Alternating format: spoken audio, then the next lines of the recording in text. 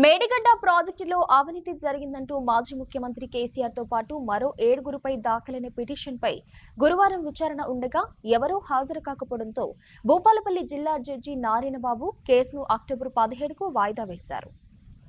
జయశంకర్ భూపాలపల్లి జిల్లాలోని మేడిగడ్డ ప్రాజెక్టులో భారీ అవినీతి జరిగిందంటూ పట్టణానికి చెందిన నాగవెల్లి రాజలింగమూర్తి మాజీ సీఎం కేసీఆర్ తో పాటు మరో 7గురుపై భూపాలపల్లి కోర్టులో పిటిషన్ దాఖలు చేసిన విషయం తెలిసిందే.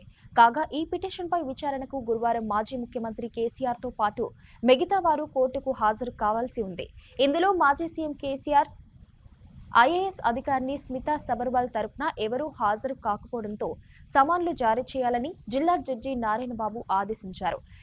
అయితే ఇంజనీర్ల తరపున న్యాయవాది నరసింహారెడ్డి, మెగా కంపెనీ కృష్ణారెడ్డి తరపున లాయర్ ఆదానిలు హాజరయ్యారు. కాగా ఈ కేసును వచ్చే నెల అక్టోబర్ 17కు జిల్లా జడ్జి వాయిదా వేశారని న్యాయవాదులు తెలిపారు.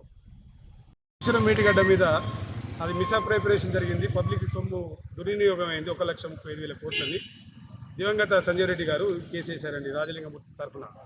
ఇవాళ అపీరెన్స్ ఉందండి. నేను చీఫ్ ఇంజనీర్ తరఫున ఉన్న శ్రీధర్ గారి తరఫున నేను వకాలత్ వేసినండి. ఈ రోజు నుంచి వెళ్ళి 17/10/2024 వాయిదా పడిందండి. కానీ అంతకుముందు ఏంటంటే గవర్నమెంట్ ఆఫ్ తెలంగాణ ఏం చేసిందంటే ఫార్మర్ సుప్రీంకోర్టు జడ్జి గారిని అపాయింట్ చేసింది, పీసీ ఘోష్ గారిని.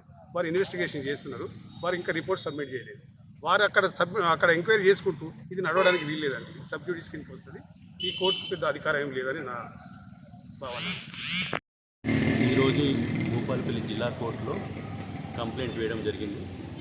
కంప్లైంట్లో R7 respond number 7 Megha Krishnareddy తరఫున మేము వకాలత్ వేయడం జరిగింది. మరియు R3 రజత్ కుమార్కి వకాలత్ వేయడం జరిగింది. తదుపరి విచారణ అక్టోబర్ 17కి పడింది. ఆ రోజున ఇరు వర్గాల వాదనలు వినడం జరుగుతుంది.